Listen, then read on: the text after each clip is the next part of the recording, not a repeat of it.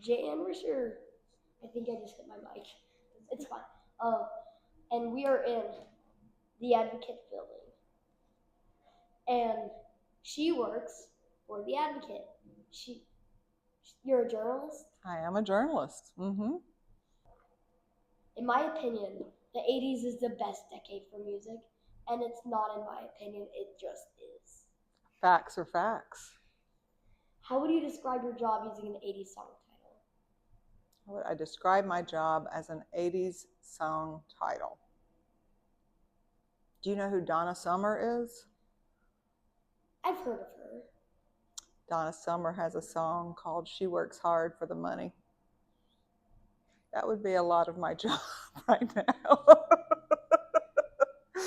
I mean, there's plenty other ones, but that's the first one that popped to mind. It's a Friday afternoon and I'm tired.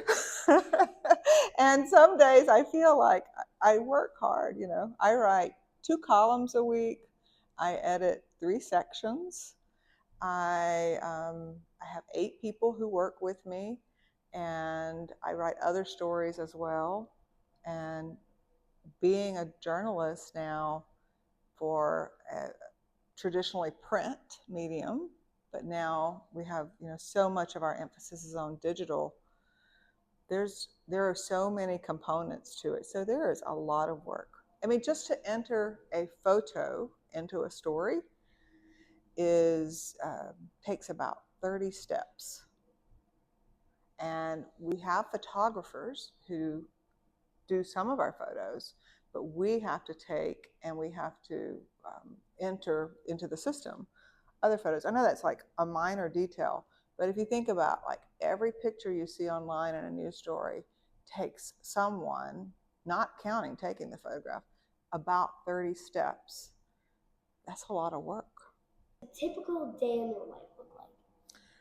Well, one of my favorite things about my job, even though my job is a lot of work, I love my job and I'm really grateful to have my job. And so one of the things that I like most about it is no day is like the next day or the day before. Every day is different. And one of the things that's interesting about working for a newspaper, especially in the feature section, is that so much of the week is structured by which pages are due that day. So, Sunday is still the biggest newspaper, and we have our biggest stories on Sundays. But we have to have every story for Sunday written and in the system by 11 a.m. on Wednesdays. And so Saturday is by 4 p.m. on Wednesdays, which is weird, but Saturday comes after Sunday for deadlines.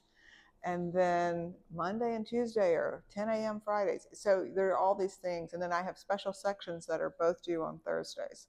So my Sunday column is due on Friday. My Tuesday column is due on Monday. So I have like this strange staccato kind of rhythm for my week. So my typical day just depends a lot on what day of the week it is. Thursdays and Fridays, I have the most flexibility in my schedule, which is why we're doing this on a Friday. Yesterday, for example, I got up in the morning and drove to Lake Martin, which is near Brobridge in St. Martinville, and I went canoeing because every Tuesday I write a column about going out and doing some Louisiana adventure. And I needed to do something in that neck of the woods, and so I went canoeing yesterday morning. For research. Right. I'll be writing about it on Monday. So, I was a mermaid at the Audubon Aquarium. I helped cut the grass at Tiger Field. I trained to be a blacksmith. So all these different things I get to do, and I'm really grateful to be able to have those kind of opportunities. So, have you ever been nervous or like starstruck to meet someone you're scheduled to interview?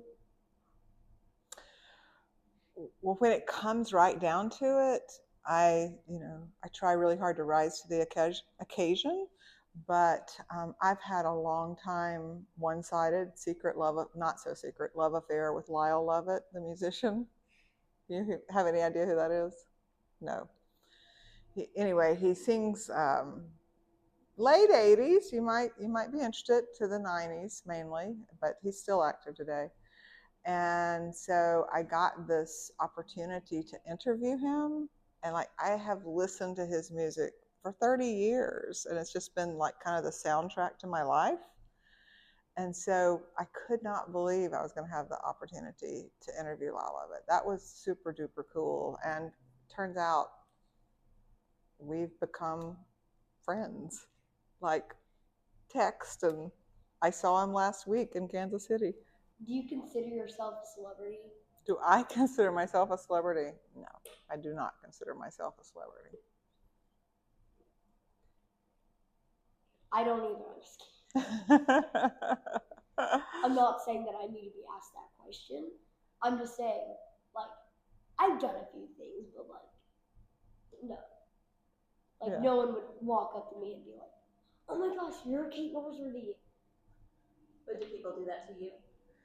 Do people sometimes people come up to me and, you know, I but it's kind of like once people get to know you, no matter who you are, you're just a person.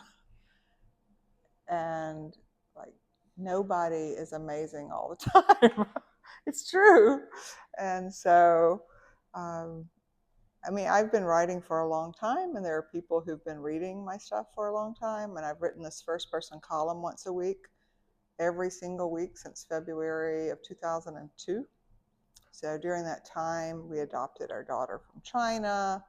My daughters grew up. So there are people, especially in the Acadiana area, who have, watched my life pretty closely for 23 and a half years.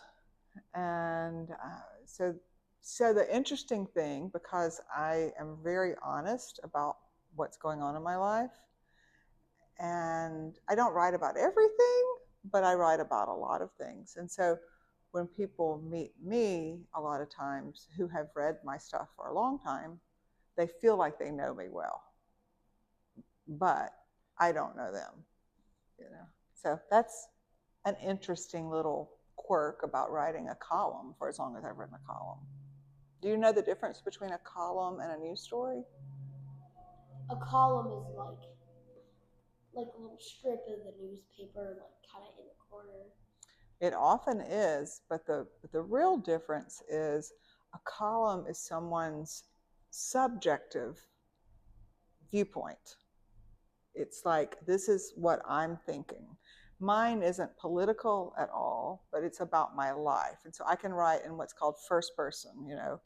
I went to Kansas City last week, my friend, blah, blah, blah, blah. But a news story should be objective as possible. It's always should be written in third person, which means it's about them.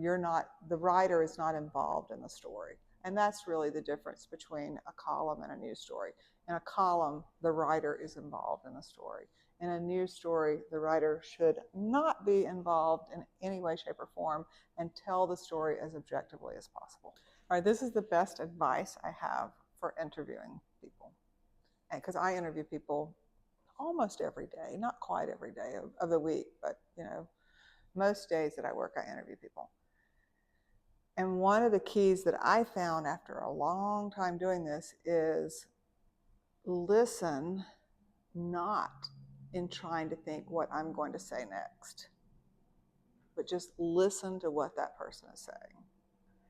And if there's like a pause where there's silence, that's okay. You don't have to fill up that silence. Just listen to what they're saying, and don't ever have in your head what you're going to say next, what am I going to respond with next, because that messes you up. It just makes it not work well. Good advice. All right, want to do your closing? Sure. And for the end of the video, I'm just gonna turn back around awkwardly. Okay. Yes. All right. Well, thank you for watching Investigate with Kate. This is Jan Risher, and where can we find you? Not in a weird way. Where can you find me? You can find me at theadvocate.com or NOLA.com. And in the newspaper that can be delivered to your house. All those places. You can find her from the comfort of your own home. True. If you order it, That's right.